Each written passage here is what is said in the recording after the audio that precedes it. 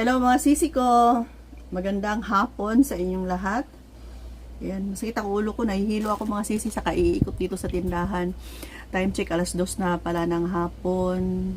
Dami kong trabaho mga sisi ko, walang katapusan. Si Kuya Dave kasi umalis.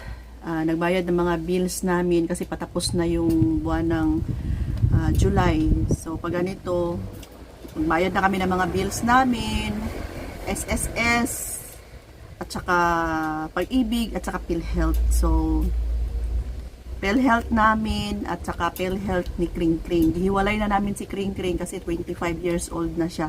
Hiwalay na pag ganyang edad. And PhilHealth namin dalawa ni Kuya Dave, kahit na may health insurance kami, kailangan pa rin ng PhilHealth sa government. Tapos, nagbayad siya ng Pag-ibig ko, at Pag-ibig niya rin na yung monthly contribution. Yung sa akin 1,000, sa kanya 200 lang. Sabi ko lakihan niya, pero yung sa akin mas malaki mga sisi ko. Ano pa ba? Parang yun lang. Tapos nagbayad din pala siya ng kuryente namin na nasa 2,700, minsan aabot ng 3,000, depende sa paggamit mga sisi ko. Ayan, so for today's video, gusto lang i-share sa inyo na ngayon ay nagre-repack ako. Katatapos ko lang nagre-repack ng mga gamis. Kahit na yung trabaho natin magaan lang naman, pero busy pa rin tayo mga sisi, lalo-lalo na sa akin.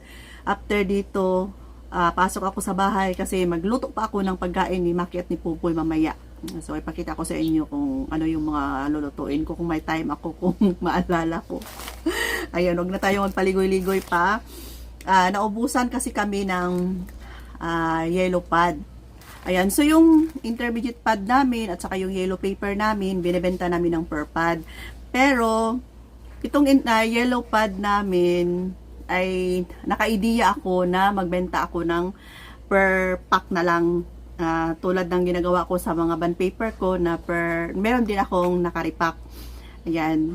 Nasanay na rin kasi dito yung mga suki ko na yung benta naming intermediate pad at saka yung yellow pad, yellow paper ay per pad. So ngayon, nakapag-ideya ako para man lang kahit na yung pera nila is 10 pesos, pwede silang makabili ng ganito. Ayan, ang yellow pad mga sisi ko. Ito yung part pa rin ng ating negosyo dito sa tindahan. Ayan, so ang gamit kong plastic, kasi simula ako lang ngayong araw kasi nakabili si Kuya Dave ng yellow pad. Naubusan kasi kami tapos maraming naghanap. Nakabili siya sa palengke lang muna for the meantime lang na may ibigay ako. Tapos ang gamit kong plastic, may nakita akong plastic na nakasabit. Ito yung ginagamit namin mag-repack ng sugar na 1/2 kilo. Ito, yan, 1/2 kilo kasi per sack yung sugar namin na binibili para malaki yung kikitain pag per sack. So, benta namin siya ng 40 kalahati. Mga sisi, malaki yung kikitain kapag mag-base ka sa price ng supermarket. Tapos, nakita ko siya ito, isinabit lang ni Kuya Dave para madali niya lang magamit. Ang size nito, sinukat ko talaga siya kasi walang nakalagay na size nito. Para kung gusto nyo rin, pwede nyo gayahin. Ayan, may ideya na kayo. 5x10 na Calypso. Calypso ang brand kasi siya, clear. Same sa ginagamit ko sa aking gamis na Calypso brand na ang size niya is 1/2x10. Ito naman 5x10 ang gamit ko. So ganito yung ginagawa ko mga sisi ko. Ayan diba? Tapos gamit tayo ng Scotch tape. So 10, depende na sa inyong discard yung mga sisi ko kasi ang isang pad ng yellow pad na yan ay 80 lang ang laman, 80 pieces lang siya. So, minsan pa nga kulang-kulang. So, ginawa ko siya 10 lang, 10 piraso, parang piso na rin yung isa mga siguro sa ibang tindahan piso na rin. Pero kapag bibili sila ng isang pad, nasa 45.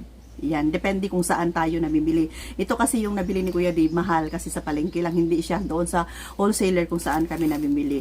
So, 45 ang benta namin sa isang pad. Pag itingi-tingi mo siya mga sisi, magiging 80 pesos na siya kasi 10 piraso. Ayan, 10 piraso. Nabilang ko na siya. Ito, ayan. 10 piraso, 10 pesos. Kasi yung iba, gusto nila ng patingi-tingi, mapilitan silang bumili ng isang, isang pad talaga. Kasi dito sa amin, bihira na lang yung mga nagbebenta ng school supplies. Kasi nga, di ba yung school supplies, hindi siya fast moving item. So, yung iba, nag-stop na siguro magbenta ng school supplies kasi nga hindi kaagad mapaikot yung puhunan.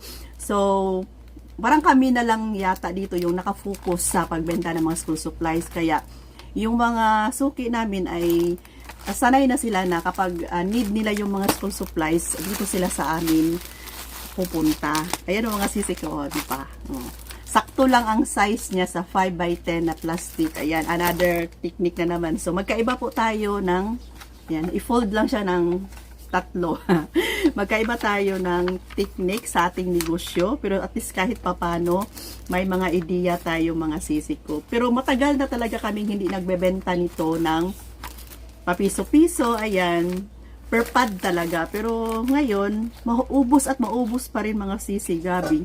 Kahit na per pad, mabilis pa rin maubos yung ano namin. Kaya lang minsan, naisip ko na yung mga kabataan minsan, 10 lang yung pera nila, at least makabili sila. Minsan kasi yung mga kabataan, ginagamit tuwing exam lang. Yan, kaya need lang nila ng mga pailan-ilan. Kaya naisipan ko. So, pag ma-repack mo siya lahat mga sisi, 80, ang laman ng isang pad is 80 pieces. Tapos 10, 8 na pack ang magawa. So, magiging 80 pesos na siya. O, diba? Sa repacking, malaki ang kikitain. Ito yung ating, ngayon, title ng ating vlog.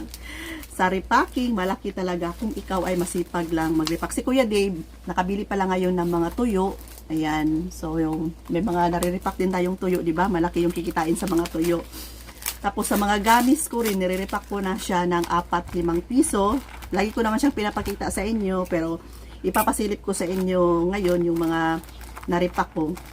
Para na lang, yung mga hindi nakakita, makakakita. Yung ngayon pa lang nakapasok sa channel natin.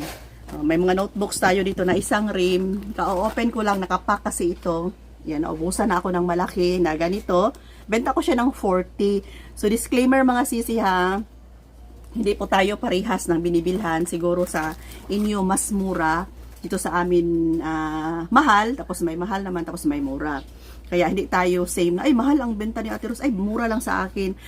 Nakadepende po yan kung saan tayo namimili. Okay? So wag wag tayong i-compare na bakit sa kanila mura, dito mahal, doon mura. So tayo na rin yung bahala kung magkano yung markup. Mamaya ako na ipagpatuloy yung aking mga yellow pad. Tapos ito yung mga naripa ko na gamis. So pabalik-balik na lang siya kasi naubusan ako ng ibang design. Ayan, ito. Ito 5 piso kapag malalapad, 5 pesos, 2 kapag malalapad. Pero yung parang makabili tayo minsan ng maliit, 3-5 piso. Tapos ito dito, 4 na talaga mga sisi, 4-5 piso na yung benta ko. Ayun gamit ko na plastic. Maganda pa ganito. Yan, ganito siya. Isabit natin, di ba? Ayan. Ang intermediate pad natin, isa na lang. O, di ba mga sisi ko, mabilis talaga siya maubos. Tapos may mga grade 1, grade 2, grade 3 tayo. Meron pa tayong intermediate dito na, mamaya i-open ko na yan at i-display dito na party. Ayan. So, sa mga bond paper, napakita ko na to 10 pesos long at A4. Meron din tayong Oslo paper, biodata, and itong ating construction note. 15 pesos to mga sisi, dati 10 per pack, 10 ang laman. O, di ba? Ayan. Nagkalat ito dito na party. Nilagyan ko ng plastic para siya, hindi masyadong maanuhan ng alikabok mga sisi ko. So, may mga item na dito na paubos na need ng bilhin. Yung mga suki natin, kung nasanay na sila, babalik at babalik talaga yan sila sa tindahan natin kung saan na sila nasanay bumili ng mga school supplies. So, kung kayo, mabenta sa inyo ang school supplies ngayon, ipagpatuloy nyo mga sisi. Kasi sa school supplies, mahal man siya, pricey man, kasi halos aabot nga ako ng 10,000 pag ako'y mamili nito. Pricey man siya, hindi man siya fast moving item, pero malaki ang kikitain nito mga kasari ko. Ganyan. Tapos, hindi pa siya ma-expire. Aywan ko kung may mga expiration din siguro, pero hindi naman siya maabutan ng expiration ay maubos. Maubos pa rin siya.